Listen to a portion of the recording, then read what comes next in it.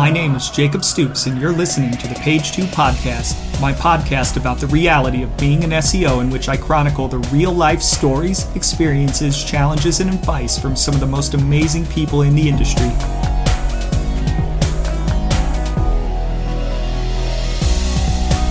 Today we talk with Niki Mosier, Technical SEO Manager at Seer Interactive. We discuss how she began her career as a web designer focusing on WordPress websites, a content development and social media specialist, and how she came to specialize in technical SEO. We also discuss working with developers, her favorite technical SEO tactics, the need to just be nice to other people in the industry, her first time public speaking, and our mutual love of gardening and being outdoors. So get your popcorn ready as we tell Niki's SEO story.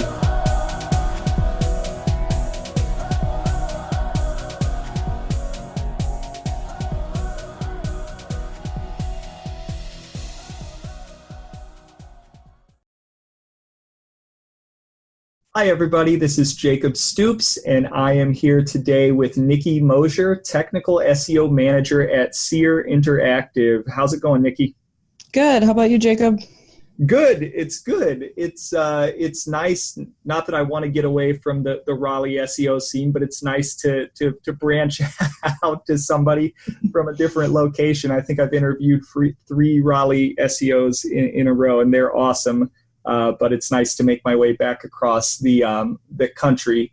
So I just want to honestly just jump right in. So I guess for those that don't know you, tell us about yourself. Yeah, so like you said, I'm across the country from Raleigh. I'm here in Denver. We actually have a pretty active SEO beers community as well. Should have an SEO beer conference sometime. All the different cities that have SEO beers groups. I hear Kansas City's got a pretty active community bubbling up as well. I've been in Denver for almost 4 years. I grew up in the Midwest. I got started just kind of by default. I was building out WordPress sites for really small businesses, basically just kind of customizing things. And then people would say, okay, great, you gave me a website. Now, how do people find me? I was like, that's a great question. So just kind of started figuring stuff out. I think like most people in our industry, got started reading the Moz Beginner's Guide because that's what was there at the time, and just kind of started learning as I went, and then started freelancing for a while, and then realized that agencies might be a good kind of next step, but there wasn't a lot of agencies where I was at in Northeast Iowa. So made the move to Denver about 4 years ago, and I've been at a couple of small agencies, wearing a lot of different hats at those agencies before I landed at Seer a few months ago. Yeah, so you're pretty fresh at Seer. Yeah. So what is it with SEOs and beer? There's just I know, right? SEOs and beer. Apparently, we like beer. Yeah, it's a thing. We had Denver Digital Summit this past week here in Denver, and we had a pretty good SEO beers gathering, and we closed down. I think we even closed down the venue at the end of the night. Nice. I feel like I'm getting a little too old to close down venues, and I don't know. Maybe it comes with having kids, but I would be probably given the wrap it up signal. I mean, it was only 10 o'clock, but that was still pushing it for me. Oh yeah, no, I mean, on Friday nights these days, I'm 8 o'clock. I'm like, yes, if I'm home sleeping, that's awesome. Anyways, I feel So you have a background that is incredibly similar to my own. I started as a web designer, and the very same thing, started with WordPress, and built a bunch of websites, and then the next question was, how do they get traffic? And that's what led me to SEO too. Exactly. So a very, very similar experience. How did you, so I've noticed that you've done a little bit of content development, social media. You said you wore multiple hats, I guess, in now you're kind of a technical SEO. Kind of how did you go across that spectrum of different job types? Because there's so many things SEOs can do.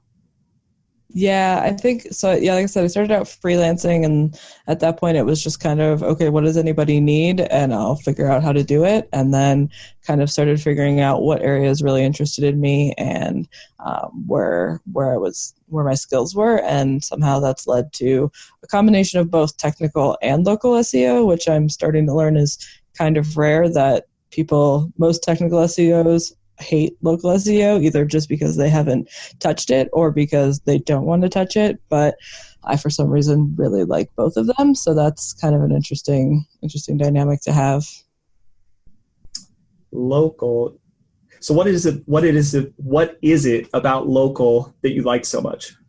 I think just being able, like, staying on top of all of the changes that Google My Business throws and like all of the different features, and then trying to figure out when they throw out a new feature, like posts, like almost a year ago now.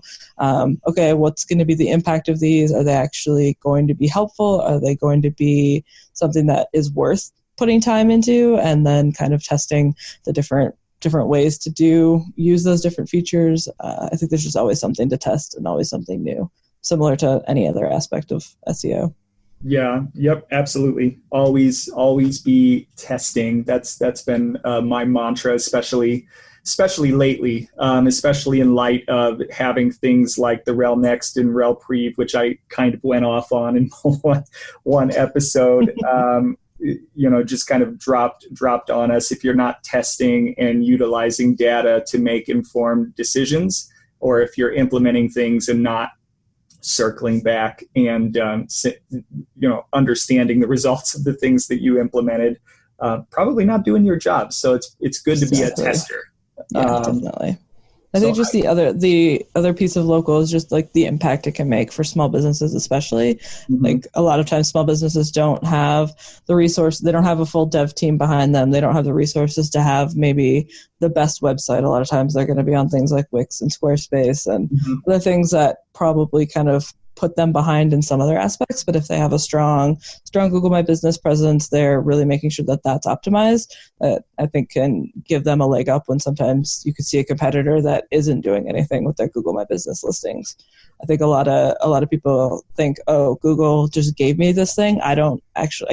What can I do with it? So some people, I think, don't even realize that you can actually go in and actually change so much about the listing.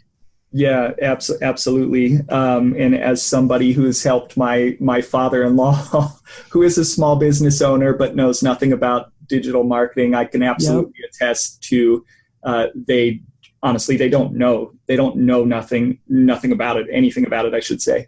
And it's not that it's not like they're dumb. It's not their world. Exactly. They're busy running their business, and in some cases that kind of stuff can be very intimidating, but it is very important for local businesses, and not just Google My Business, but Yelp and whatever else, things like that, depending on your business, can be incredibly important in terms of driving leads, driving voice search, all kinds of stuff. Definitely. Yeah, I'm in the same boat there with you. My parents own a small business, and I have ownership access of their Google My Business, so I can do the exact same thing. So you kind of touched on a little bit of a nerve. You mentioned Wix, and if anybody, and this is definitely a podcast for SEO. So if you're in the SEO community, you'll know about the Wix SEO challenge and all of the backlash that seems to face every year. And something I saw yesterday, or maybe it was today, I know I tweeted about it today, from Ruth Burr Reedy. And I'm just going to read the tweet verbatim, and I want to get your reaction because I know how I personally feel about it. So she tweeted out something that I thought was really insightful. And it starts, and it's a long thread, and I won't go through the whole thread, but it said, something I'm seeing in SEO type forums, groups, etc., more than I'd like. Someone who's newer to SEO will ask a question like, how do I do X thing? And immediately be piled on with condescending replies like, why aren't you doing Y thing instead? And she goes on to mention exactly what you had mentioned, where there may be some people that are just getting into SEO, or maybe they are using Wix because they don't have a choice. And not to hammer on Wix, but just the general concept. well, I guess what are your thoughts on that? Have you experienced that at all?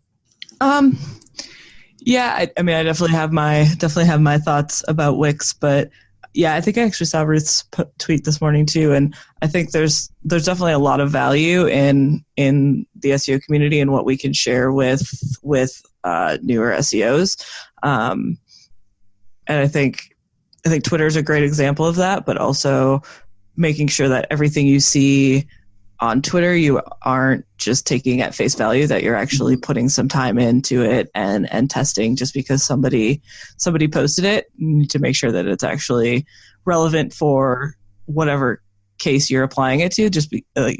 Somebody could post an example of something that they did for a site that has hundreds of thousands of URLs, and it might not, if you tried to implement that thing on a site with 1,000 URLs, you might not get the same result. So, I think Twitter is an amazing community, and we are all sharing really cool things. It's also important to make sure that you are like we just talked about, testing those things and making sure that they apply to what you're working on. Mm-hmm. Yeah, absolutely. And I think the other component of that, just to get into like the level of, and if it weren't for the fact that I feel like I need to be on Twitter and other social channels in order to do my job, sometimes I honestly would probably just delete it, because it tends to get so negative, and I'd never like to see when people get kind of piled upon for asking what may be kind of a newbie question. And I just would implore anyone who's listening to this, if you're a veteran and even if you're not, just remember that somebody once helped you. You were once new. Be nice. I think you might have even said, just be nice. Yeah, exactly. Just be nice to people. Yeah. I've definitely heard similar thoughts from people. Like if I didn't need to know what was going on, like I definitely wouldn't be on Twitter. And it's sad that it's gotten to that point with people, but I think there's enough people that are willing to kind of help out the new people and share information. And I think at some point, like even if you've been in the industry for 20 years doing SEO, like the way Google changes constantly on a daily basis, like to some degree, we're all still newbies. Like Google could completely change everything one day and set us all back to the same level playing field again. So yeah, it's definitely just be nice, help each other out. So let's back up a little bit. We this happened in my last interview where we went way down the rabbit hole quickly. Easy to do. So outside of SEO, like, who are you? What do you do in your personal time?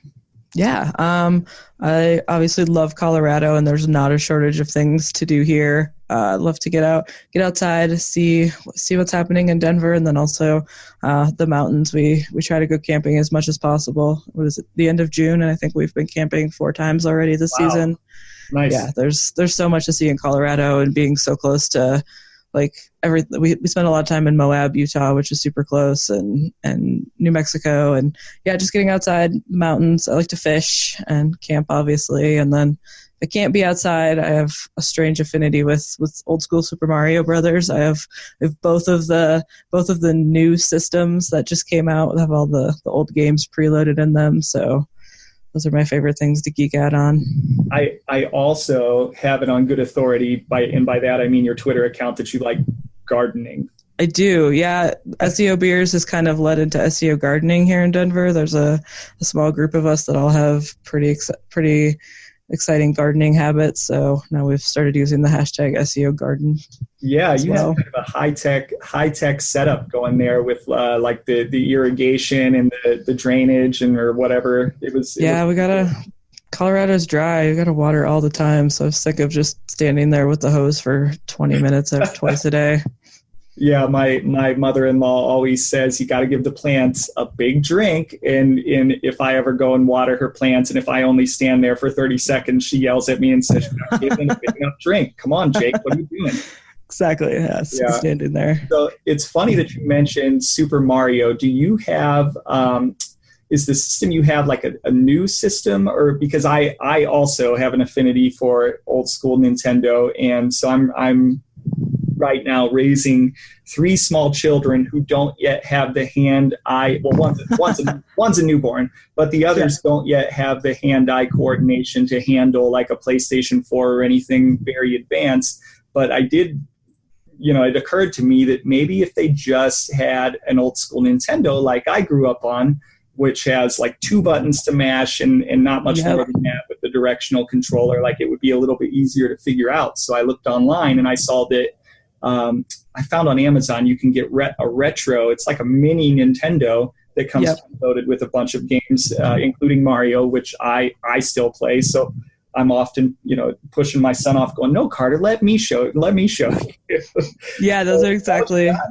It's exactly what I have. Yeah, and they came out with the Super Nintendo version and the regular Nintendo version a couple of years ago. And there's some knockoffs out there, but I've got the originals that Nintendo came out with. I still have my original old school Super Nintendo in the basement too. Oh, nice. Yeah. No, I wish I had kept mine. When I was researching it, even though the one that Nintendo personally sold was a little bit more expensive, I researched the knockoffs my concern, even though some of them came with more actual games, and this is getting like deep into gamer stuff, that the types of plugs in researching it were not compatible with like TVs here in the US. So I was like, I'm going to spend this money and then it's going to come with a cord that I can't plug into my TV. So I was like, all right, I'll just pay Nintendo a little bit more. Yeah. Oh, that's interesting. I didn't even think about that. Yeah. My only qualm with them is they made the cords so stinking short. Oh my God. Yes. It's like the cord is like 3 feet long, if that. Yeah. They have extenders and I have the wireless controllers, but just shows how invested I am. I'm still one of those people that I'll stand 2 feet from the TV. Well, that works for little kids too. Right. Yeah, that's funny. All right. So I guess let's get back into SEO if we have to. So tell me about some of your successes. One of the biggest things I'm proud of recently or in the last year or so is I had a multi-location SEO client and like 40 locations, and all of a sudden one day we realized that all of their locations had been suspended in Google My Business, which we're like, that's strange. So we started diving into it and then realized that almost all of the Google My Business listings in this Google account we had as an agency were suspended. And we're like, that's strange. This is like hundreds of listings all of a sudden suspended. So started doing some digging, couldn't figure it out, enlisted the help of Joy Hawkins. Still we're struggling. And then all of a sudden we realized that a lot of the accounts were tied to Google AdWords accounts. And when they set up location extensions, for some reason AdWords was automatically making a new Google My Business listing. So we had this account that had like 800 duplicate Google My Business listings in it, that essentially Google had caused the problem that caused the suspension, that then we had to spend all of this time like fighting to get unsuspended. So it took a couple months, but we got everything cleaned up and everything back live and unsuspended. But it was a process. It's definitely a really good learning experience, but also super frustrating to be like, Google essentially caused this issue in their own product.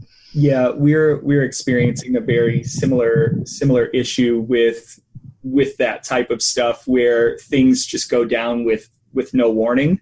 Yeah. Or we're working with aggregators, or in Moz Local is another vendor that we work with, and their data not syncing with Google My Business, and trying to figure out where do we have to edit it. Do we edit it in Moz? Do we edit it in GMB? It's big, giant mess. And it can be a pain. So I guess what was that like in terms of not just like the time it took to figure out the issue, but from an impact standpoint to the client? Like what were you having to deal with with the client that you were working on, and what type of impact did that have to their business? Yeah, like that was probably the most frustrating part, is like trying to explain to the client, because not only did we have the client, we had all of the franchise owners who, like, through the client were able to communicate with us because they're multi-location. And so we're trying to not only explain to the client, but explain to every single franchise owner why their listing was down. And yeah, it was a mess, but we were able to get them up fairly quickly, and we didn't see, I think the worst thing was some of them, we lost some reviews. So that was kind of a battle with some of the clients that were obviously upset that some of their reviews went away, but lots of time on the phone with Google My Business reps, and we're finally able to kind of merge some of the old listings back with the new ones to get some reviews back. And it definitely reminded me of Google's process. Like, while they say reach out to us on Twitter and Facebook or whatever their messaging platform is, you could still pick up the phone and call them. Like, you have to go through some backwards channels to do it. I figured out that by calling the AdWords help number, you could there's a couple prompts that somehow get you to a Google My Business person. So they probably don't want everybody to know that. But if you try hard, make it easy. If you try hard enough, you can get someone on the phone eventually. Yeah, they definitely don't like to make it easy. So you touched on something that I think is incredibly important, and it's dealing, and I say dealing with clients like it's a bad thing, but working with clients. And in this case, it sounds like you had some frustrated clients. So how did you handle that, and what advice would you give for working with clients who maybe you run into some things like this that are just not optimal? Yeah, I think just being straightforward with them, letting them know from the start. Like, don't let them be the one to find out that their Google My Business listing is suspended. Like, if you realize something happened, tell them right away, and like instill that I've got it attitude. Like, if you stay confident, like even if you're in the back of your mind freaking out and wondering how in the heck you're going to get these listings back up, being confident with the client that we've got it under control, we're going to get this taken care of as quickly as we can, I think goes a long way in helping the client stay calm and not freak out that their listing is down. And then just encouraging the client to do other things. Like, obviously, well, their Google My Business listing and their local presence is super important, especially in this day and age, but encouraging them to stay active on their other social channels. So if they're pretty active on Facebook, they have a good following, making sure that they maybe just like step up that game for a little while things are down, and just staying in communication with them, letting them know, even if you don't have anything to update, just send them a quick email and say, hey, just letting you know we're still working on this, waiting on a response from our Google rep or something like that, just so they have that, you have that touch point and they know that you're still engaged with the issue. Yeah, absolutely. Proactivity is always incredibly, incredibly important in the SEO game. In most, but in the SEO game especially, trying to be ahead of things, ahead of either the trend or ahead of the narrative that might have gotten created had you not been proactive about reaching out and explaining what was going on. Exactly. So your success was also, it wasn't your failure, but it was a failure too. So you did both. I like to ask people about successes and failures, but you kind of covered both in one scenario. I guess, do you have any more kind of cases or things that you think would be really relevant for people to hear in terms of either on the success side or on kind of the failure side in terms of how you might have dealt with it?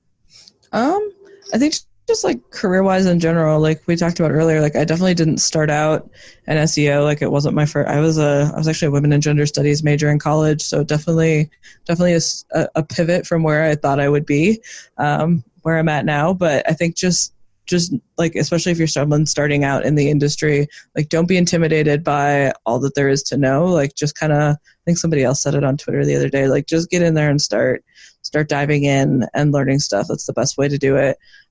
If you're working at an agency or even in-house, like, make yourself a test site. Like, have a site for yourself where you're testing things out, where you have a little bit more control over some things. But just, I think that might be one of my bigger accomplishments, is just kind of where I'm at as far as like where I progressed and what I feel like I know, given where that I didn't. I mean, you can't really, I guess now you can go to school for things like data science, and there's more digital marketing integrated into normal like marketing degrees, but there still isn't like, you can go to school to be a lawyer, you can't go to school to be an SEO essentially. So just learn everything everything. I feel like for a majority of us, everything we know is pretty self-taught, and I think that's an accomplishment in itself. Absolutely. And it takes a special type of person to get into some of this stuff and to to want to be an SEO, because SEO can be hard sometimes. It can be hard for a lot of different reasons, and it's nobody, at least in this generation, nobody grows up even knowing what an SEO is, or let alone thinking I'm going to be an SEO. Everybody has kind of fallen into it from another career path, and even to this day, which is a little bit shocking given that SEO has now been around for long enough. You think that there would be more traditional curriculum or education based upon it, but there's not much. And I've personally worked with a lot of folks fresh out of college. In the feedback is that we touch on it as a concept, but that's it. That's really it. So I find that a lot of folks fresh out of college doing the marketing thing, they're just they're still trying to figure out which discipline they want to do, whether it be SEO, paid, social, or whatever. If it's SEO that they really want to do, they're usually not quite ready yet. They don't have a lot of experience, and exactly. It takes experience. So for those of us that came to it from somewhere else, you're right. It's all, at least I know for myself, it's in the folks that I've interviewed, it's almost always been self-taught, which is, I find, quite amazing. Yeah, definitely. Cool. So, gosh, what made you want to become a technical SEO? I think it's something that's overlooked a lot of the time, and not something that, especially, I think it's something a lot of companies don't want to put money into because they don't understand the impact of it.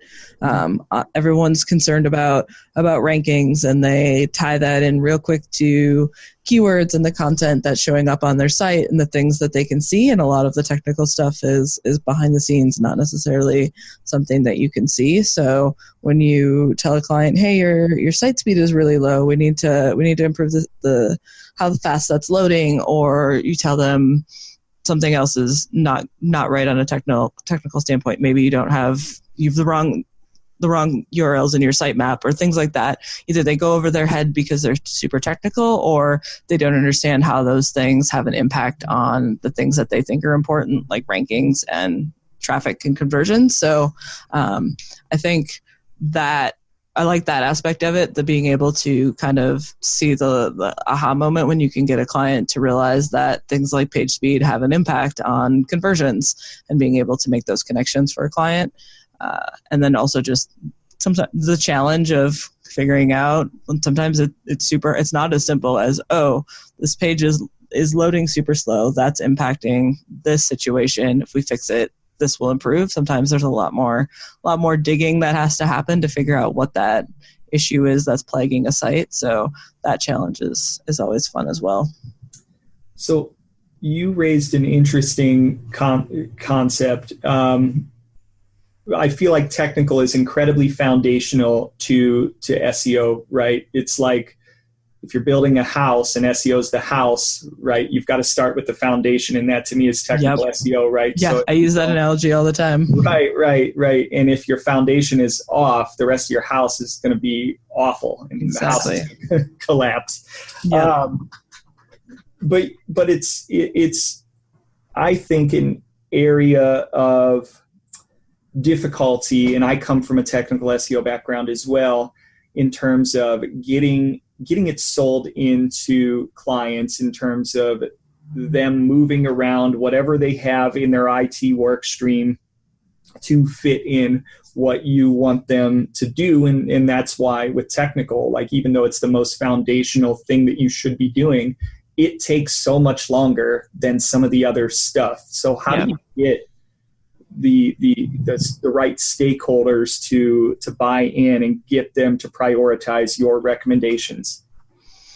Yeah, I think that's definitely a case by case basis. It definitely depends on who's on the team that you're talking to, especially if you're on a team of C-suites or people that are pretty far removed from maybe some of the day-to-day interaction with the actual website. I think that can definitely be where the challenge can come in. I think if you can get either a dev on your side, someone who understands, things like page speed matter and some of those foundational technical things.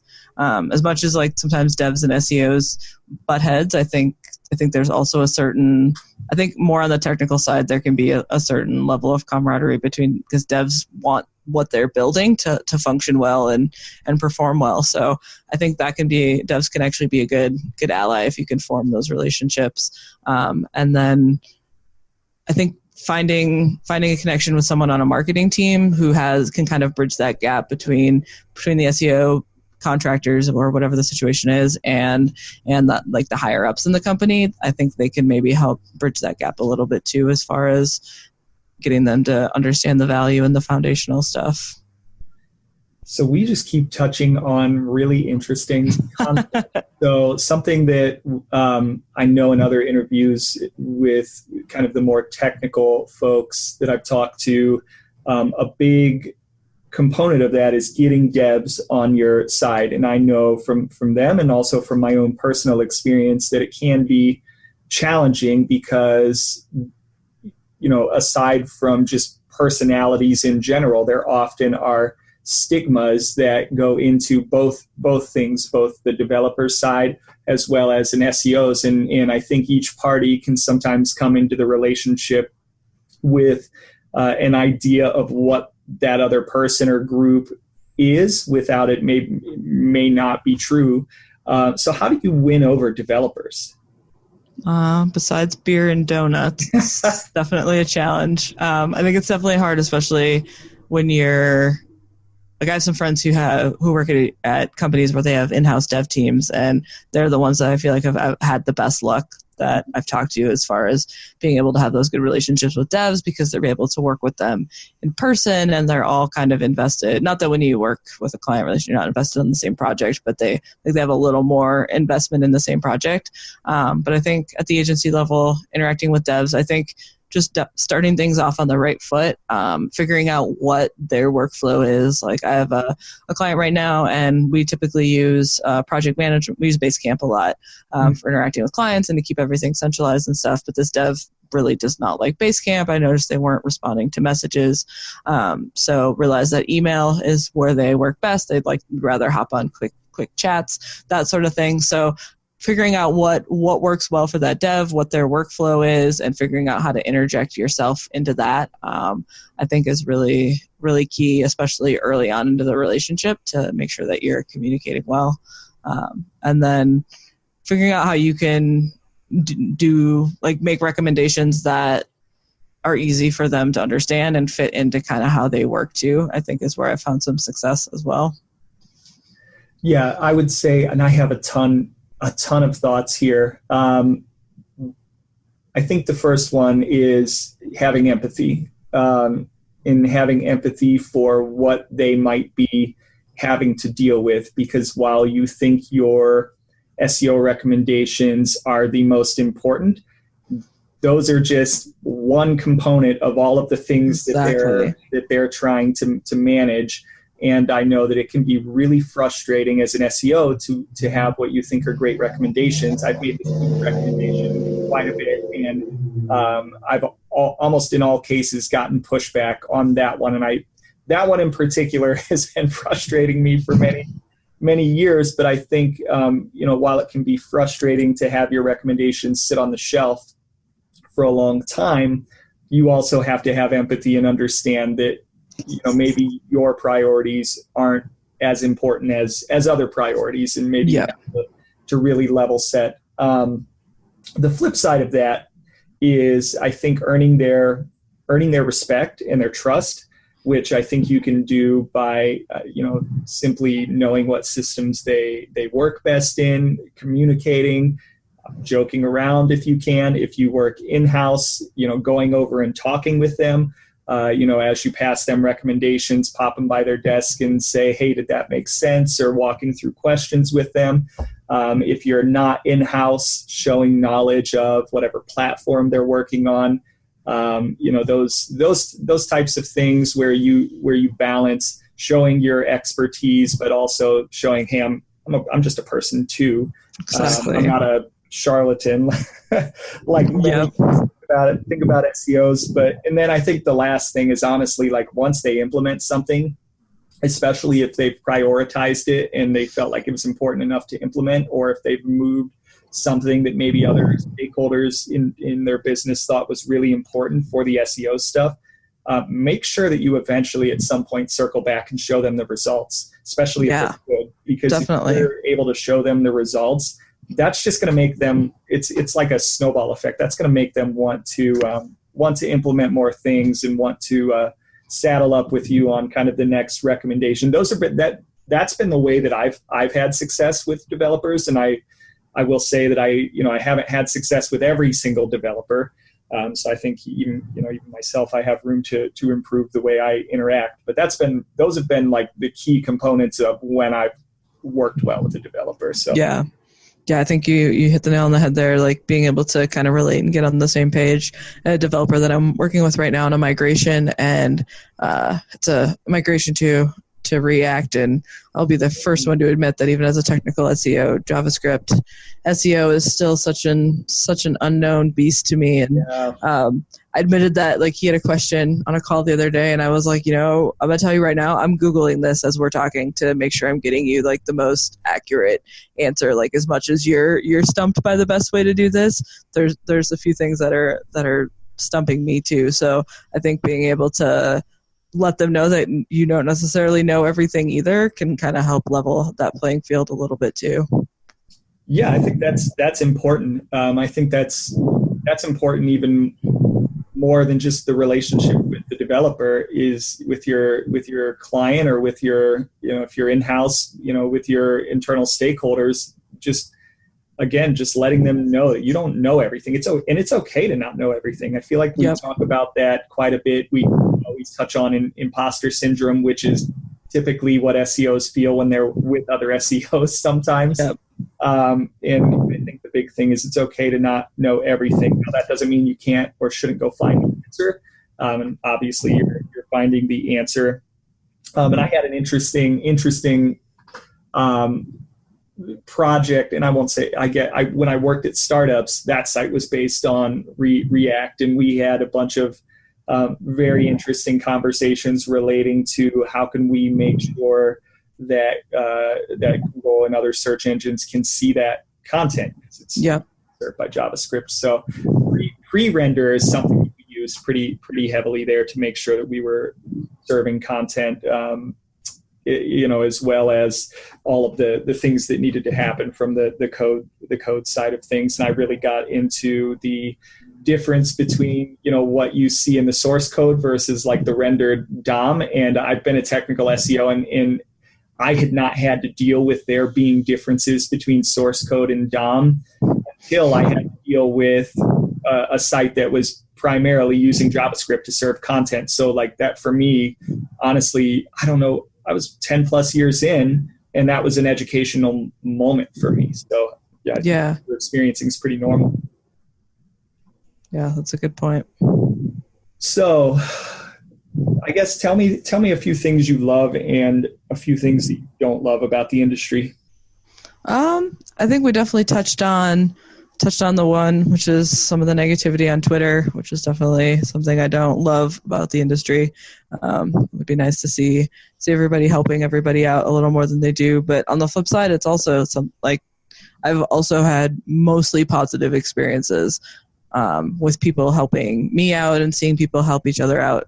So as negative as things can get on Twitter, at the same time, I feel like things are also we're also very, very good at like helping each other out and sharing information and that sort of thing. There's a couple new group that's popped up recently in my world, and it's a Women of Tech group, both on Facebook and Twitter, and kind of trying to pull ourselves out of some of that negativity a little bit and help each other out has been really cool. I got to experience a really cool event a couple months ago. Speaking is something I've been trying to do more of, especially because there's just Moz does a really good job at it, and Distilled does a really good job at it with Search Love and their conferences, and Brighton as well. But getting more women involved in conferences and equalizing that playing field a little bit. And I went to the Shine Speaker Bootcamp in Vancouver, and it's a group of women three women that a couple of that used to work at Unbounce put together this event, do completely volunteer on the side of their other busy lives. But we had a 6-week online course that we participated in prior to the event, and then we all got together in Vancouver for a weekend and Nice. Honed a 10-minute talk that the Sunday, the final day of the event, it was almost like a mini conference. Like, we all got up and did our 10 minutes. We got professional headshots and our talks videotaped, and we get to use that as pitch material when we're pitching conferences and stuff. And it was just a really cool experience to get to learn about what other people are doing and to learn to become better speakers together. Was really cool. So where can people find that? Is there a website, or like, how did you find out about that? Just on Twitter. It's Shine Speaker Bootcamp, and they're actually wrapping up applications for their next event in Toronto. I'm not sure when you're going to air this, so it's probably after that. But tomorrow's the application deadline for the next round. But I think they're trying to do it twice a year now, so to make it more accessible to people. Yeah, I think it's interesting. There's the work component of SEO, and then there's the speaking and the conference and kind of the publicity, I guess, PR component of SEO. And honestly, it can be hard to balance, and it can be hard to balance maintaining enough of a workload, but also you want to get your name out there to speak, because it takes time to be on Twitter and be in conversations all day, and all of that time, because there's only a finite amount of time, takes away from what you're doing from an actual work standpoint with real world clients. And I've seen in the past, and I'm not a huge speaker, nor am I well known, but I have seen in the past folks that are very well known and very much on what I call, I guess, just the conference circuit, fall out of touch with what it's like to be a day-to-day SEO. That's actually one of my big inspirations for doing this podcast, is to talk about what it's like. And I was early on in my career when I observed that happen, and it was a little bit shocking for me to definitely understand that some people that I really looked up to and that were well known in the industry, when it came to working on clients, just were surprisingly bad.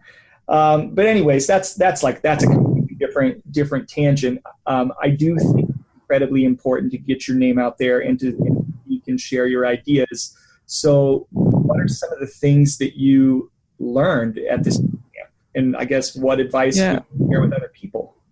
Yeah, I think one of the biggest things was just like how to really focus a presentation on, and like all the little things that go into presentation that you don't think about to keep people in an audience engaged. So like the basic things, like don't have too much text on a slide, make sure you're like speaking to your topic, not just reading your slides, but also just like the experience of being able to work one-on-one. Well, we were in groups of like 3 with a coach, but having that time to work with somebody who's been there and has gone through that process of doing all of the pitches over and over, hearing no and figuring out what it takes to rework those pitches and to get those yeses was really, I think, just an invaluable experience to have.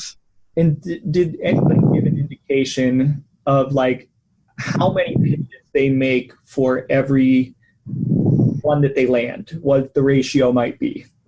I feel like we did talk about that a little bit. I can't remember off the top of my head, but I think it definitely kind of varies from person to person, obviously, but it's definitely a higher number of pitches put out there than pitches accepted. That's for sure. Right. So it seems like if you really want to canvas the conference circuit, you should pitch often. Yeah. And unfortunately, a lot of it, just like anything else, is about connections. It's about who you know. And that's why one thing they really pushed is like, once we have our videos, have a speaker page on your website. So there's somewhere where people can go and find like tangible experience that you have when they're looking at picking speakers for a conference. And I think conferences, there's a lot, like I said, I think the top 3, like Moz, Moz, Brighton, Search Love, I think those three especially are doing a really good job of getting new speakers out there. A lot of them have community speaker spots for people that maybe aren't those well-known people that are hitting all of the conferences on the speaker circuit, and getting people out there. I think for anyone that's looking to get started, the thing that I've really been doing and really enjoyed is local meetups here in Denver. Mm-hmm. We've got a pretty active WordPress community and a pretty active SEO community that both have monthly meetups. So speaking at those, I haven't spoken at anything big yet, but honestly, I really enjoy the meetup meetup scene, just because you get a lot more one-on-one interaction with the people that are there, and being able to answer questions and that side of things. So that's where I would recommend starting if someone's looking to kind of break into that. And it's just fun. And if you're not in a city where there's yet a meetup, start one. Exactly. Yep. I think that's how the Beer and SEO got started in Raleigh, and probably how it got started in Denver as well. Yep. Probably was a meetup, and somebody just took the initiative and said, let's start one. Let's get all these smart people together, and good things happen. Or if there's a conference that you really, really want to speak at someday, go to that conference. Go to that conference a couple times, figure out who the organizers are, get to know them, and get yourself known that way as well. Absolutely. So let's talk tactics. What are your favorite tactics? So obviously, as far as technical goes, you can't really do anything until you know what's going on. So being able to get all of the data in one place. So crawling a site, whatever crawler that is, if you like Screaming Frog, you like Deep Crawl, you like SEMrush, whatever that is, like getting your hands on every single piece of that website that might be hiding out there, is super important before you start diving into anything. And then where do you go from there, I guess? Once you've got the website all kind of wrangled and you start looking at what things are wrong or what things you can use to your advantage, I don't know, what's your typical go-to? Just from there, then figuring out how to handle the data. That's been, I think, one of the biggest learning curves for me at Seer, is all of a sudden going from sites with 5,000 URLs to sites that have 50,000+ URLs, and figuring out exactly how to handle that much data. One of my coworkers brought me into the world of the Power Query extension for Google, or for Microsoft Excel, and being able to use that to handle large amounts of data in Excel. So figuring out the best way to handle the data that you have, so you can start to pull out what's exactly happening. Yeah, and we so on our side, we like to use Google Sheets quite a bit because of the collaborative opportunities, but we've run into a couple of cases where we're dealing with pretty massive websites, and we're trying to do some analysis in Google Sheets, and we're literally, it's like when you have a computer that doesn't have enough RAM, we're kind of breaking it. And there have been a couple of times where we've had to say, well, I guess we're just going to have to go back to Excel because it just has a little bit more memory, and I don't know. I'm assuming it's affected by RAM, a little bit more power to process more lines of information. So that's been something that we've run into pretty recently. Yeah, that import feature is nice instead of just copy paste, at least, but it's still not as robust as Excel, unfortunately. So do you do a lot of work on speed? I would like to, not as much as I'm doing currently, but it's definitely something that I'm always looking at. Tends to be kind of, we try to make it a part of our tech audit process, but there's definitely other things that sometimes end up being more pressing, but it's definitely something we like to look at. Yeah, speed has been like my personal, not sure what to call it. It's been something that I've been personally very invested in for quite some time, but it's also been something that not many clients have taken seriously. So it's been like my big point of frustration with technical SEO, because with maybe one or two exceptions, probably in the last 5 years, almost every site that I've dealt with has had major speed issues, and I can't understand why, especially with the rise of mobile devices, more site owners just don't take it seriously. But it could also be that it's incredibly complex when it comes to fixing it. But I'm hoping that people start to get in SEOs I think are certainly on the speed bandwagon, but site owners and webmasters and developers, I really wish that they would begin to come along with respect to speed, because it's always such a big opportunity. Yeah, I 100% agree there. I have a project I haven't fully dived into yet, but a little spoiler. I have this theory that if we can do some competitive analysis from a technical standpoint and compare, I mean, there's so much data you can get on a competitor's site without having access to GA and Search Console. You can drop any competitor site into Screaming Frog and into any of the page speed tools. And I think if we can get better at showing, hey, your competitor's page speed is this and yours is this way down here, I think that could be a pretty powerful way to drive home for a client that maybe you should pay attention to something that's pretty darn important, or show that, or like leaving money on the table if like you said, their page speed is awful and it's affecting other metrics like conversion rate or losing out on purchases if they're an e-commerce site. So finding ways to make those points hit them where they know it's going to hurt, that sort of thing. Yeah, and there are times even when they know it's going to hurt, they still don't think it's not as important. Right. I once went into a presentation with like a huge global client, and I had done some analysis around, and I've told this story before, done some analysis around their opportunity with speed. And I said, look, by increasing your speed, you believe that it would impact in any way your conversion rate by even a little bit, you stand to make millions of dollars. And they literally just looked at me and they threw their heads up and they basically laughed me out of the room. And then about a year later, they had engaged with a site speed vendor who told them the same thing. And then they came back to me. They were like, sorry for laughing at you. You were right. Anyways. You were. Tools. Are there any tools you like over others? Any good tools that you like to use over others?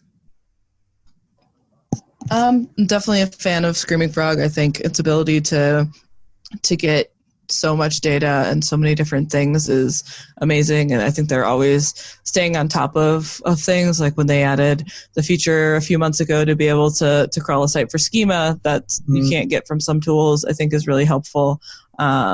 I think using multiple tools is always important. Like using Screaming Frog is great, but sometimes you need to dive into SEMrush because you're going to get different data from there as far as the things that they have. So I think having multiple tools in your arsenal is always important. I, like you, love WordPress, so there's obviously all kinds of things that can help a WordPress site or hurt them. I think people get really excited about plugins, but that can definitely hurt things on the speed side. So making sure that you're using plugins that are helpful but not hurting you is definitely important, when no matter, any platform is going to have its own thing like that.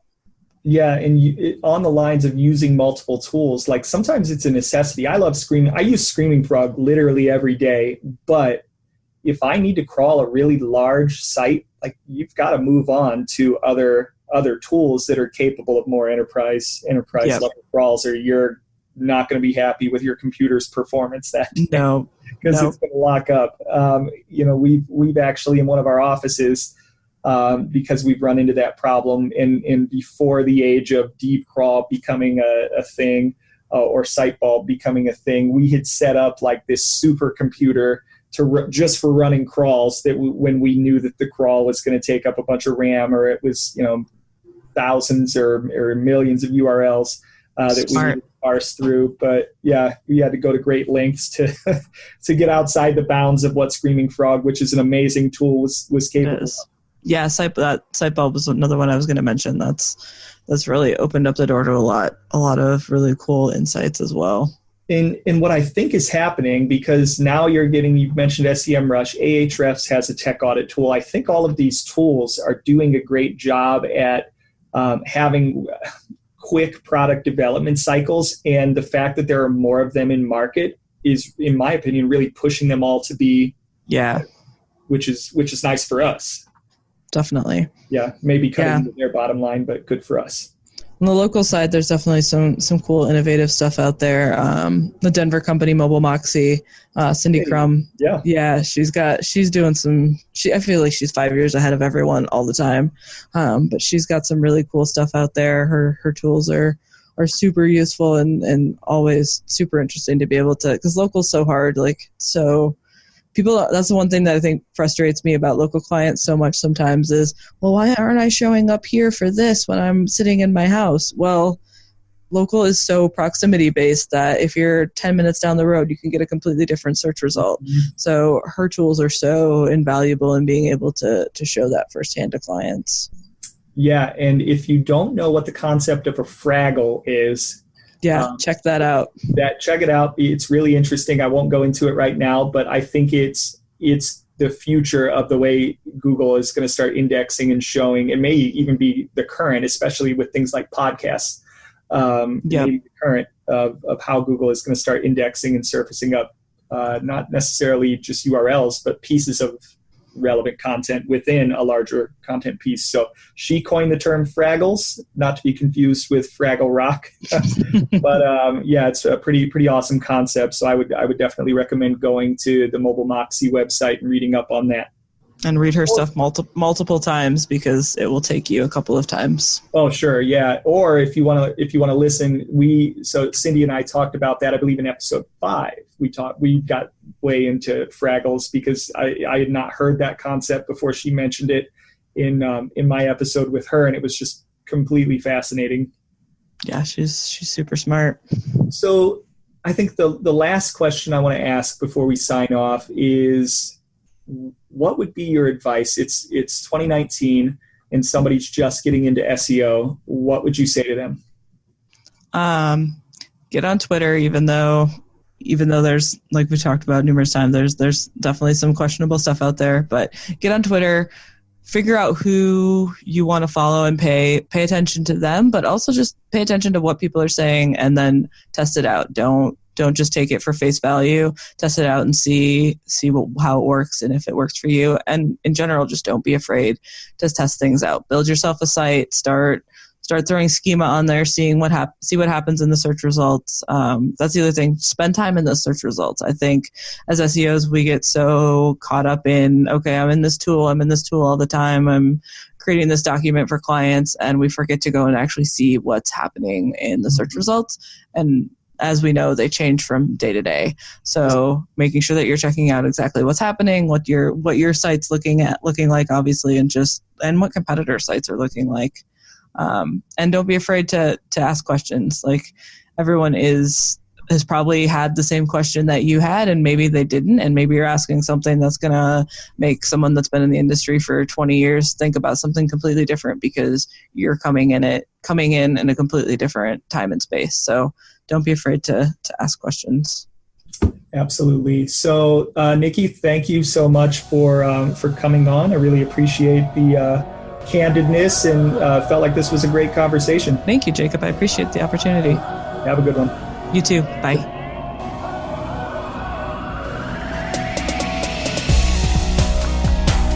Thank you so much for listening to the Page 2 podcast. If you like this podcast, you can listen and rate it on a number of platforms, including Anchor.fm, Spotify, Google Podcasts, Apple Podcasts, Radio Public, Applecast, Stitcher, Breaker, Castbox, and more. If you wish to support the growth of this podcast, please visit my website at jacobstoops.com/Page2podcast or Anchor.fm/Page2 podcast to make a donation. Would be greatly appreciated. If you're an SEO who would like to be interviewed, I'd love to have you. Simply send me an email at jake.stoops@gmail.com and we'll absolutely set something up. Until next time, happy optimizing.